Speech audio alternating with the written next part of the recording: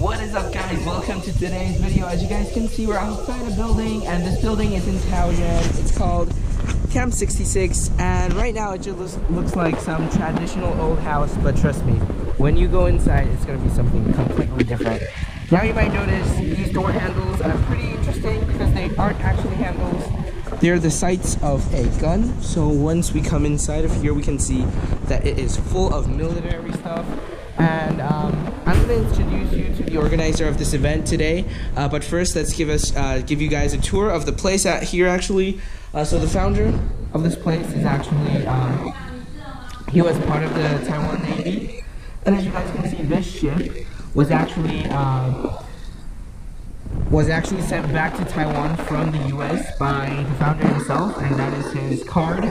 And these are some of the badges he had. So these are the US Navy, their equipment, and these are the Taiwan Navy.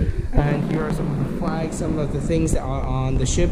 And those are all of the caps that the people of the Navy would wear. And then down here is a plaque that the colonel of the ship, as I said, that was shipped back to Taiwan, sent to him. The founder of this place is the damage control, head of damage control. So it's a great honor to be in this place, and it's really a very historical place because it has a lot of different things, anywhere from the Vietnam War to World War II to even the Iran War. And this is a Citadel helmet, so that's pretty antique. And then these are those vintage diver boots, extremely heavy, but we're not gonna lift them because, you know, it's quite old. And this is actually a storage block from the US Marines that they used. And these are the equipment, luggages, the place where they put their equipment.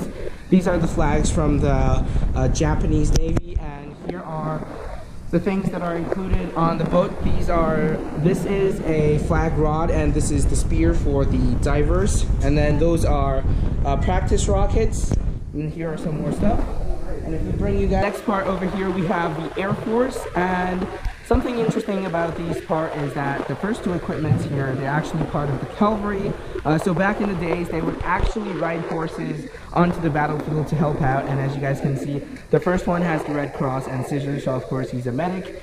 And this, I am not sure, I'm not the most professional. If you know what class he is, comment down below, but I'm assuming he should be some kind of a chemist thing, because he has a gas mask, so suited for chemical situations. And those are actually Air Force equipment for the fighter jets. And then here are some of the uniforms that we will get to wear if we want to. And then here are some of the pictures of the fighter jets that was used in the previous wars. And then moving on to this part, this is like the holy cabinet of all of the models of the fighter jets and some of the memorabilia like mugs and more. So down here we have another line of helmets, and one of them that's the most interesting is this medieval helmet. It's actually a replica. It wasn't actually used in medieval times, but it's still extremely cool. And we have a Harley Davidson collection magazine, which is crazy. I'm not sure if you guys know, but Harley Davidson is like a very, very popular motorcycle. And then here we have some of the patches, a lot of the patches. We have 3 entire tables full of patches. This was from the Iran War, if I'm correct. And here are some more of the patches, and we have a mini bar here with the various different plaques, some driver license, some driver plates, the Glock, safe action pistols. That's the most common home defense pistol used in America. And we have a little book area here, and the actual main thing about this place is next. Okay, so we have some replica guns here, and if we turn around, boom, this is the actual main show here. So this part is the Vietnam War, and we have some of the guns featured in the Vietnam War, the uniforms of North Vietnam and South Vietnam.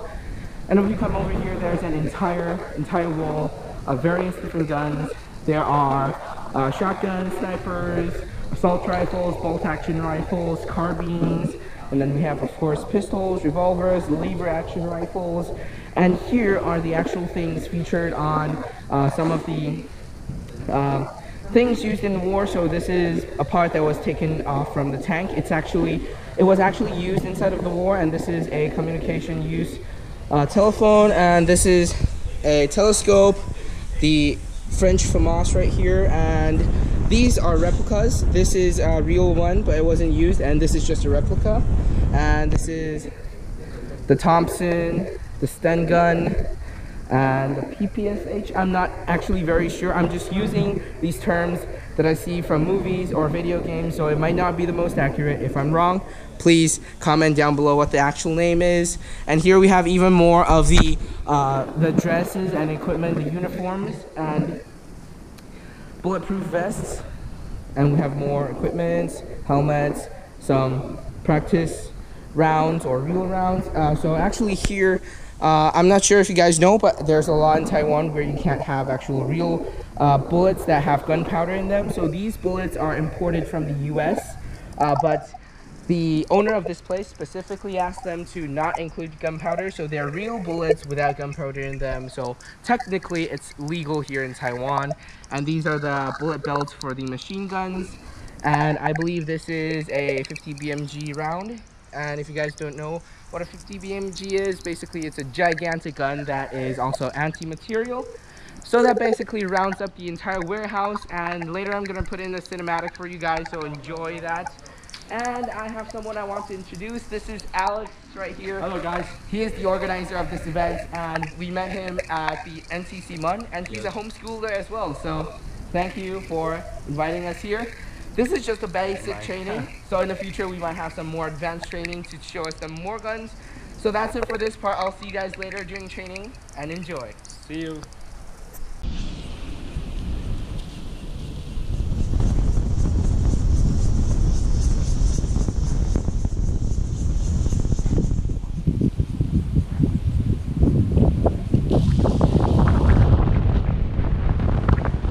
What's up everyone, welcome to this scene. As you guys can see, there are a lot of pistols and one AWP or AWM on this table right here. So we're gonna go over all of them, and I'll try to explain their functions as best as I can. And as you guys can see, there's a holster here. It's for this Glock 19, and we'll go into the function of that later. First, let's talk about this holster. So as you guys can see, there's a button here. It actually locks onto the trigger so that it's on safe. So just push the button, push it in, and you can't pull it out. And when you want to use it, just take it out and you're ready to fire. So we're going to go over the other ones first, because this one is the only one that has a magazine. So we'll try shooting that later, but it does not have any airsoft pellets inside. And this is one of the training guns that the FBI or many different facilities use. It's made of a kind of plastic, so it's bendable, it's very safe, and it does not fire, of course, so it's used for practicing. And this is the most classic of all, the M1911, and it has a skeleton trigger pull, which makes it easier to pull, less trigger pull weight, and you just pull it back to cock it and push this down.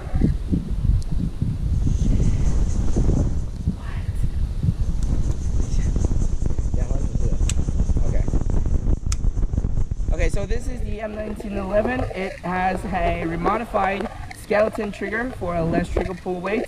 So just pull it back to cock it and pull the trigger. And this is the safety. When you push it up, you can't cock the gun.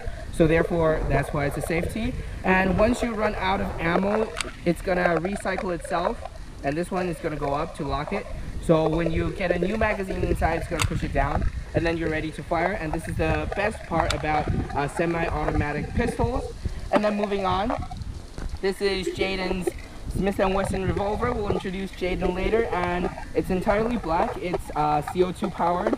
You just pull the handle back and reveals the CO2 cartridge, and it's out of gas right now, so it does not fire. So it's only for demonstration purposes. You would want to push this down to open the actual cartridges, and you can just load them one by one. It's actually the kind of cartridges that have 1 BBs inside of them. So just load it in like so. And he does not have a quick loader, so we will need to put it in one by one. And it's actually quite fun to play Russian roulette on this, even though it's not the safest opinion, and it's actually a double action only gun. So what that means is single action, you can pull and cock the gun first and then pull the trigger to let the hammer strike the bullet, but double action is you can pull the trigger for both actions, and it's a double action trigger pull only. Now the next one is also one of Jaden's guns. I'm actually not sure what the name of this gun is, but it's a gas powered gun, and how it works is actually you pull this down all the way back. It's going to lock in. That's going to create air pressure, and when you load a pellet inside of here, you push it back and you're ready to fire because of the built up air pressure, and it's quite loud, so you guys can listen for the bang. That is how loud this gun is. And as you guys can see here, we have some tunnels, these ceramic cement tunnels, and if you guys shoot the guns inside, it's actually quite loud, so we can put the GoPro inside and try to hear the echo of the gunshot. So as you guys can see, it's extremely loud, and it does hurt your ears inside if you're inside shooting it. And this is the AWP or AWM, the Arctic Warfare Magnum. So this is actually quite old. So how old it is, it's actually so old that you can freely cycle the pull after you pull it back, and once you pull it forward, you can push it down. And it's actually kind of broken, so you can't fire, but the scope is actually pretty clear. We'll try to capture it with the GoPro. So I'll try to get the magnifier scope as best as I can. So as you guys can see, it is pretty clear, but it is quite hard to get the focal point on my GoPro.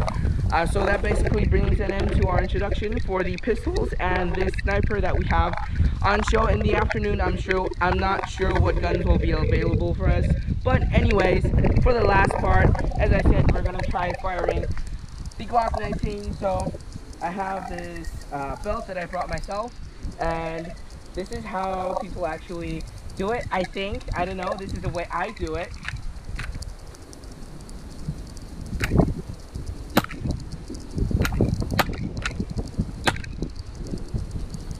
So the reason it's locking back is because inside of this cartridge there are no airsoft pellets, so it's going to automatically lock itself in. And once you cycle it in, it's going to fire, but without pellets, so it's going to be louder since there's only air pressure coming out, like so. And then also there's a red dot sight that is not currently on right now. So that brings an end to our gun introduction. I hope you guys enjoyed. Now we're going to go get lunch, and I'll see you guys in the afternoon. Thanks for watching.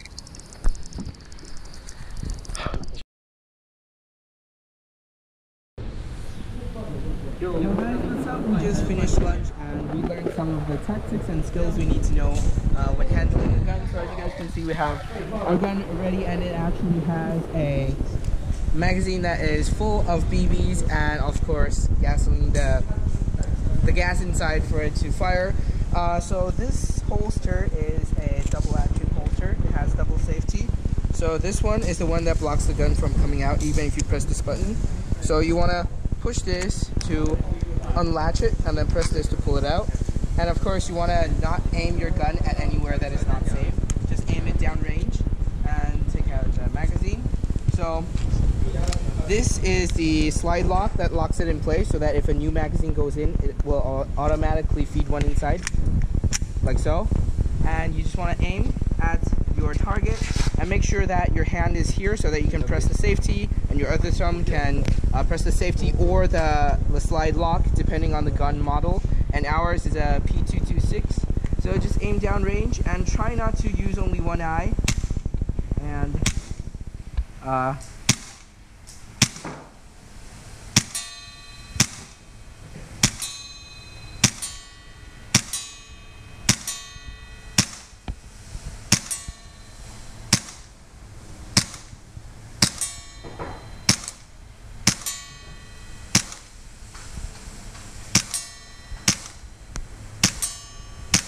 okay, so as you guys can see, I'm not the most accurate person in the world, but after you're done shooting, just take the magazine out, put it somewhere safe, and make sure that the slide is clear, because you guys should know if you don't finish off your magazine, there's going to be still a bullet inside of your slide, so make sure just pull it out clear the slide and maybe just lock it in place just in case, or if you have safety, turn the safety on and put it back in your holster. So that's it for the basic training, shooting, and I'm not sure if we're gonna get to try some more guns, but we'll continue practicing with the pistol, and hopefully in the future we'll get some advanced lessons. So I'll see you guys later. Yo, what's up guys? This is Peter. He's in full armor. This is actually the body armor. The ballistic armor is actually used. It was actually used in warfare, and the helmet is his own. So he has this assault rifle that he's gonna test fire right now. Peter, you can begin right now.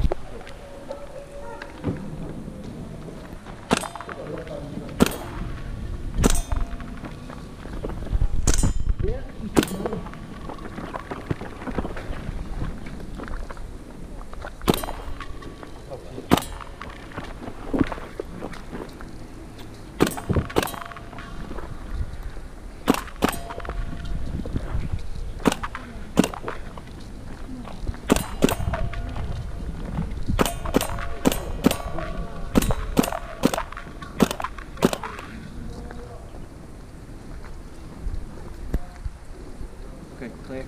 Oh yeah, that's how the professionals do it. Now let's try a time ourselves, and let's see how we do compared to a actual professional. Thank you, Peter. What's up guys, we're back again with another assault rifle, but this time it has a scope on top. So we're gonna try shooting with a scope. This is actually my first time using one, so good luck to us. And back to safety. Off the gun.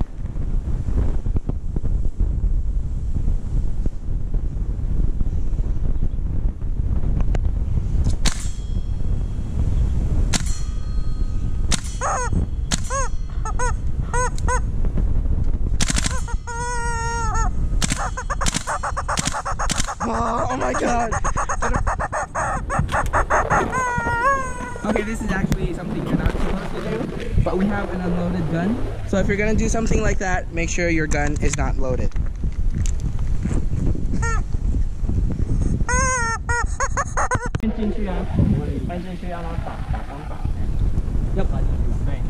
Yo guys, what's up? We're back here with Peter the professional again, and this time he's gonna go into that tunnel and try to fire at those targets right there. Good luck, Peter, it's all you.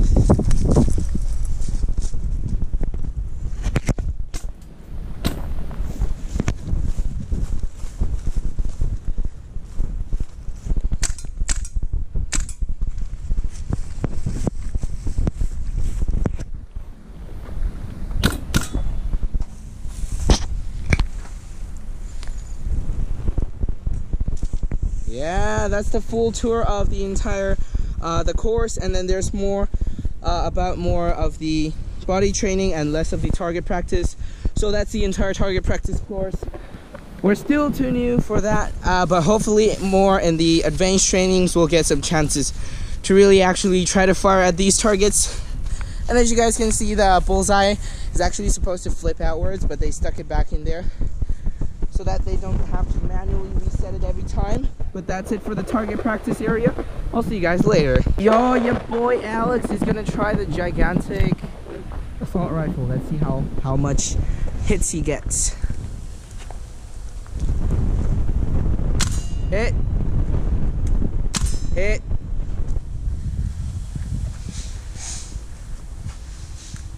Hit. Hit. Hit. Hit. Hit. Hit. Hit, hit, hit, hit, hit. Oh yeah, that's how you do it. Nice job, Alex.